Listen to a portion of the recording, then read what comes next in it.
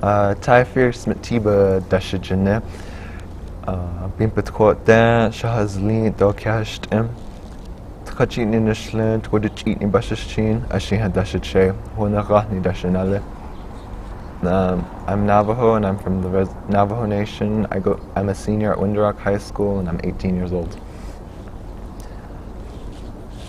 On the Navajo Nation, many people rely on fire stoves to keep themselves warm during the winter, so they haul wood themselves. This includes my family. In this endeavor, a snag has to be cut down, usually by a chainsaw, then cut into smaller logs and kindled by an axe, then stacked into a flatbed and hauled home to stack and store for the winter. To haul wood was a fierce chore, so I had made my goal for myself to prove my name.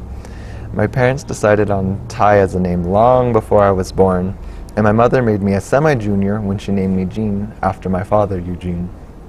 However, once my oldest sister Bo knew I was the brother she never had, she was adamant in naming me Fierce. Bo set high expectations on me. She wanted me to be strong physically, like to handle a chainsaw, chop and stack wood to help my family.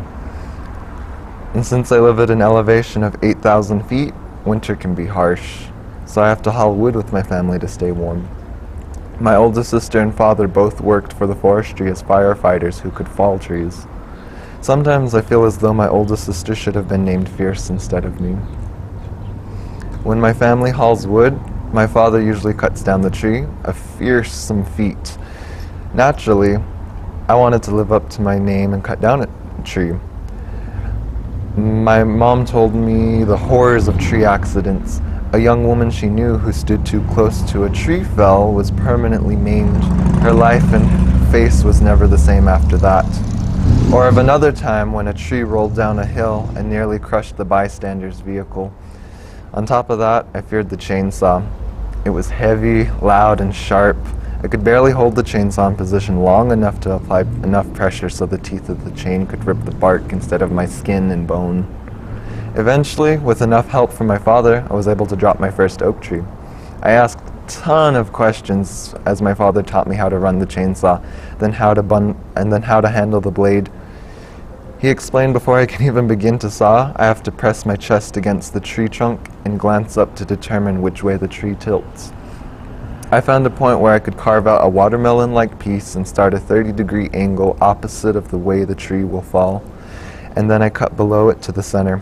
Afterwards, I flipped the saw around, cut on the opposite side parallel to the blade, and cut all the way through. Once I saw through to the other side, the tree creaks and cries as it falls. I had successfully executed a safe tree fall where no one was injured.